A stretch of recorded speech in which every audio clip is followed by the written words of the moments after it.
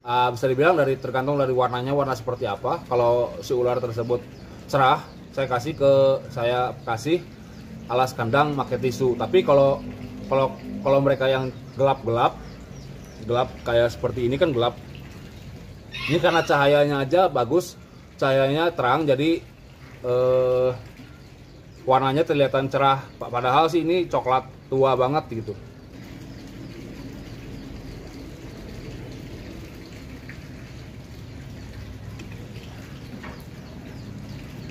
Nah, kalau dua ini CB saya semua.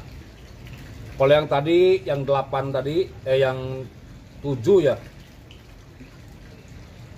Yang 7 sebagian dari Mas G, sebagian dari Yoga Reptilians. Nah, kalau ini CB saya semua. Bisa kelihatan lah dari size juga beda kan. Kalau CB saya otomatis kan lebih besar karena lahirnya pun lebih awal gitu.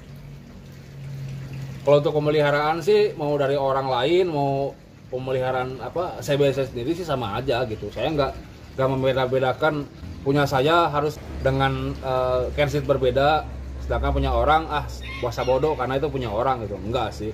Saya semua ular diperlakukan secara sama ya, semua spesies malah. Nggak ada yang namanya spesial khusus untuk Puniceus, nggak ada gitu. Nggak ada kersit spesial untuk Hageni atau spesial untuk Purpureo, itu nggak ada gitu. Semua sama.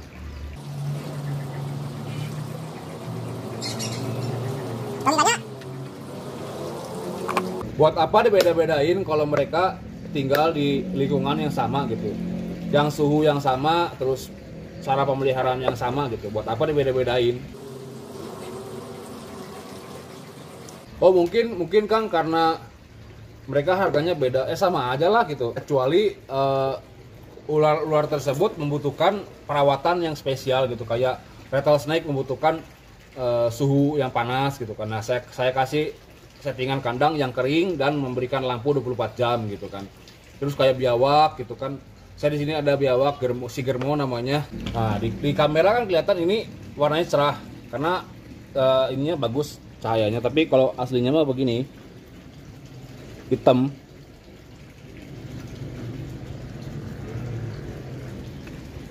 Nah, clutch yang kemarin Puniceus ini bapaknya itu hitam. Nah, bapaknya itu kadang-kadang ketika suhunya lagi drop, dia akan mutasi jadi kehitaman gitu. Tapi ketika suhunya dia lagi bagus, lagi hangat segala macam gitu kan. Karena hangat ini bukan saya di kandang yang kasih lampu gitu. Dan saya juga nggak menerapkan jemur. Karena logikanya saya pelihara ular loh bro, bukan kolor gitu kan. Makanya saya nggak menerapkan jemur, dan saya sampai sekarang tuh nggak menemukan apa manfaat kita jemur untuk viper gitu. Kenapa saya tidak menerapkan jemur? Ya karena dalam pemikiran saya seperti ini. Ular gak butuh jemur ya karena apalagi viper ya, mereka tuh menyerap yang namanya panas dari lingkungan sekitar. Kalau kandang kalian itu hangat, itu kalian udah nggak perlu lagi yang namanya menjemur segala macam, karena mereka akan menyerap panas dari suhu lingkungannya gitu kan.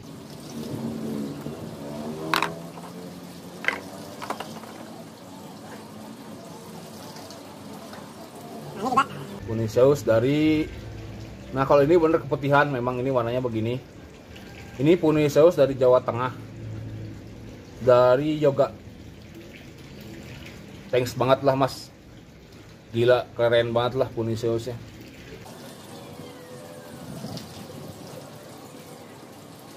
Nah kalau kita ngomongin Puniceus, Puni ini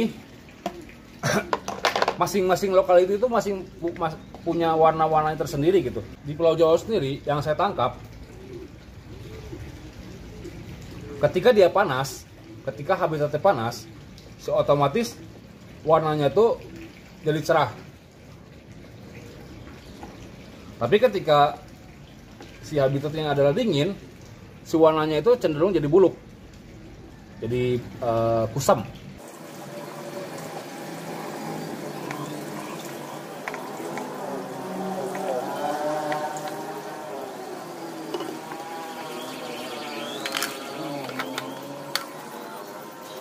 Kang, saya pengen pelihara Puniceus, pelihara Viper pertama kali apa rekomendasinya? Kalau saya pribadi akan merekomendasikan Trimeresurus puniceus. Spesies ini sangat gampang banget dipelihara. Di suhu panas, di suhu dingin mereka bisa hidup. Dan nggak susah juga untuk dikasih makan. Lebih tahan banting lah kalau bisa disebut puniceus. Memang minusnya puniceus itu adalah galak. Cuman kalau dari segi perawatan, gampangan mana puniceus sama insularis sama albolabris? Gampangan puniceus. Jujur, ular gampang banget lah, perawatan nggak susah, makan nggak ribet gitu kan. Makan mereka dari baby itu gampang banget untuk yang namanya di assist feeding gitu, itu gampang banget karena temperamen mereka itu. Kalau ular-ular yang temperamen itu gampang banget untuk di assist dari baby, itu gampang gitu dipelihara, tuh nggak susah banget lah gitu. Perawatannya nggak ribet, mau panas, mau dingin, mau lembab, mau kering gitu, nggak ada masalah, mereka hidup gitu. Makanya saya menyarankan Trimeresurus puniceus sebagai starter untuk pelihara venom, apalagi untuk jenis Viper ya. Dan warnanya pun banyak banget gitu, varian warnanya itu. Nah, si varian warna ini yang akan membuat para hobis-hobis baru ini penasaran dengan warna-warna lain, karena dalam puniceus mereka akan berpikir kenapa dalam satu spesies akan bisa menghasilkan warna-warna yang berbeda dalam satu indukan gitu kan. Ini otomatis akan membuat para orang-orang yang baru pelihara venom ini penasaran dengan ular tersebut. Nah, otomatis ketika kita sudah penasaran, kita bakal belajar yang namanya tentang ular tersebut, kecuali kalian nggak mau belajar dan kalian memang bodoh gitu kan. Saya menemukan beberapa keeper di Indonesia seperti itu gitu. Mereka tuh nggak mau belajar sendiri, mereka maunya mendengar dari orang lain, bertanya kepada orang lain, padahal ketika seharusnya mereka nggak nanya itu, mereka bisa menemukan jawabannya dengan cara mereka belajar sendiri gitu.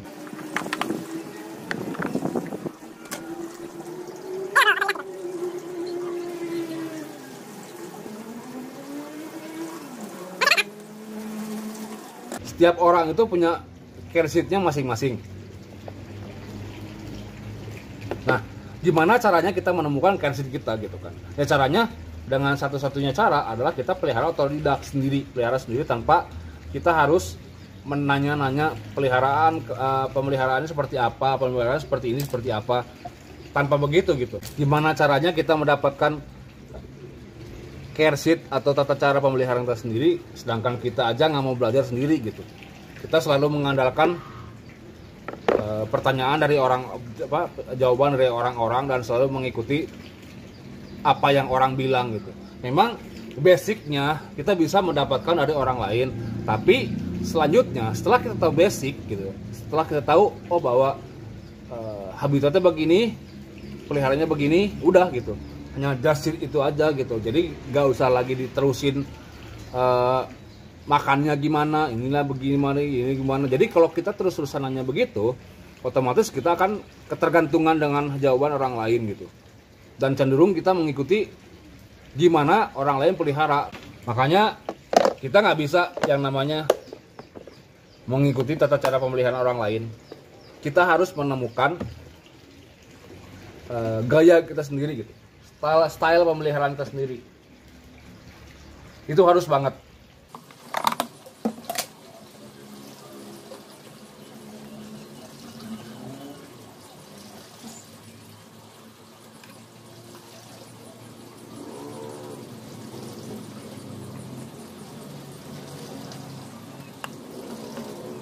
Nah, ini bedanya insularis sama puniceus. Puniceus itu sifatnya itu defensif. Dia cenderung apa ya, mempertahankan dirinya itu di kandangnya aja gitu. Jadi nggak runner, nggak lari-larian. Nah, sedangkan insularis mereka cenderung lari-larian. Ini CB 2020. Jantannya adalah, bapaknya itu adalah red pattern, possible red pattern dari Pati Jawa Tengah. Red pattern ini kan bisa disebut satu morph yang baru, tapi sampai sekarang belum ada yang bisa menjelaskan secara detail apa sifat genetik dari Red Pattern Insularis ini. Red Pattern Insularis ini bisa disebut sebagai petruk ya. Cuman ya sampai sekarang Red Pattern Insularis ini belum ada yang menjabarkan secara detail bagaimana possible Red Pattern ini, si Red Pattern ini kawin sama normal, anakannya gimana, berapa persen, terus Red Pattern ketemu Red Pattern berapa persen, terus Superform ketemu sama Red Pattern berapa persen, Superform ketemu sama normal itu berapa persen, itu sampai sekarang belum ada. Makanya Red Pattern ini sangat masih dibilang di pasar pun disebutnya itu masih possible gitu. Masih possible kan, kalau kita melabeli possible, otomatis si possible tersebut bisa berubah jadi impossible gitu. Nah, Insul ini bapaknya post red pattern atau post possible red pattern untuk dari Jawa Tengah, dari Pati. Sedangkan ibunya adalah Blue Insularis. Ini patternless Purpurea maculatus. Karakternya memang ya beginilah, purple beginilah.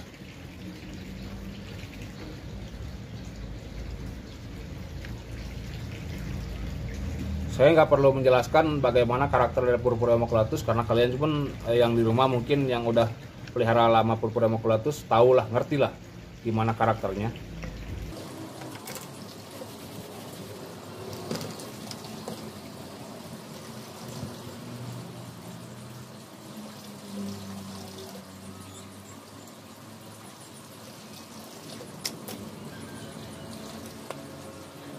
Nah, setelah kita paham bagaimana pelihara Puniceus, kita bisa lompat ke Trimeresurus albolabris atau Insularis. Kenapa saya memberikan saran yang terbalik dengan kebanyakan orang di forum? Karena ya begini, yang saya temukan ternyata albolabris dan Insularis itu, apalagi albolabris ya, itu tuh nggak, beberapa orang, termasuk beberapa expert pelihara di tempat mereka itu nggak survive gitu, nggak hidup. Nah makanya dari itu, apalagi yang tinggal daerah-daerah panas itu kan. Albolabris misalnya dari sini WC Jabar yang WC pegunungan, ketika dibawa ke Jawa Timur itu kesempatan hidupnya itu nggak besar gitu. Tapi saya nggak bilang mereka tuh nggak akan hidup, nggak. Kalau kita tahu tata cara pemeliharaannya, basicnya, otomatis mereka bakal hidup gitu. Sebenarnya saya punya dua yang warna begini, tapi salah satunya saya jual ke Malang, kemarin baru saya kirim. Nah sekali lagi ya, yang namanya Purpurea maculatus kan kita nggak tahu ya besarnya kan seperti apa, kita nggak tahu gitu besarnya mereka tuh kan seperti apa, karena sifat mutasinya itu sangat ekstrim banget bisa dibilang kalau untuk Purpurea maculatus. Babynya tuh merah super red. Kita nggak bisa memprediksi bahkan ketika dia dewasa mereka akan menjadi super red, itu nggak bisa. Karena CB saya itu 2000 berapa ya, 2015 gitu. Saya keep super red merah female, apalagi yang female ya. Female waktu babynya itu nggak ada yang namanya motif hijau, kuning atau segala macamnya gitu. Full merah, tapi ketika dia dewasa itu berubah jadi red mix. Makanya saya sering bilang gitu, super red itu hanya terjadi di baby, tapi ketika dewasa itu nggak ada yang jadi super red kecuali jantan cenderung mempunyai satu pigmen aja, dan dia mutasinya nggak se ekstrim betina gitu. Kalau si jantan ini, kalau betina ekstrim banget.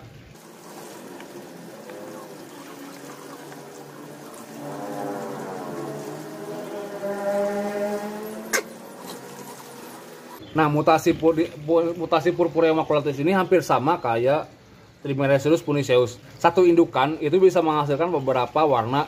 Dalam satu indukan itu bisa menghasilkan berbeda-beda mutasi pula gitu. Tergantung gimana kita peliharanya dan di mana kita peliharanya. Kalau kita pelihara di tempat panas dan kering, otomatis berbeda mutasinya dengan yang kita tinggal di daerah dingin dan lembab. Dan Puni itu ularnya tuh benar-benar asik lah bisa dibilang. Nah ini patternless ini lahir barengan sama yang cerah tadi. Kita lihat warnanya kan buluk ya. Nah, kita nggak bisa menjudge bahwa si ular ini ketika dia dewasa akan seperti ini. Nggak bisa. Karena dia bakal mutasi. Nah, mutasinya tersebut ditentukan dari bagaimana cara kita peliharanya. Makanya saya bilang pelihara dulu Puniceus, karena di Puniceus itu semua ilmu itu ada. Dari mutasi, yang namanya mutasi, terus dari varian, terus dari cara pemeliharaan itu berbeda-beda gitu. Kita bisa menemukan dari situ. Nah, setelah kita tamat dari Puniceus, baru kita belajar yang namanya Insularis, terus Albolabris, terus dari ke Purpureo gitu. Kenapa saya lebih suka Purpureo maculatus ya, karena si ular ini mutasinya tuh brengsek lah, bisa disebut. Kita nggak bisa memprediksi yang namanya warnanya dia pink, bakal gedenya bakal pink juga, nggak bisa. Di Purpureo tuh nggak bisa begitu. Ya kadang-kadang kita warnanya pink, babynya pink, ketika dia dewasa dia bakal jadi hitam, bisa aja begitu. Terus yang namanya warnanya awalnya hitam, babynya hitam, ketika dewasa jadi merah, bisa aja begitu. Karena nggak ada yang pasti gitu di Purpureo itu. Nah, sifat mutasinya itu yang bikin saya penasaran gitu loh. Karena yang mutasi ini bisa dicegah. Ada caranya, bikin mutasi ini nggak se-ekstrim mutasi normalnya dia. Terus ada juga kita bagaimana memanfaatkan mutasi ini gitu untuk menghasilkan ular yang bagus gitu. Ada caranya gitu. Nah, dari ilmu-ilmu tersebut kalian akan mendapatkan jawaban-jawaban tersebut ketika kalian pelihara benar-benar ya, dari baby sampai dia gede. Kita bakal menemukan ilmu tersebut gitu. Tapi kalau kalian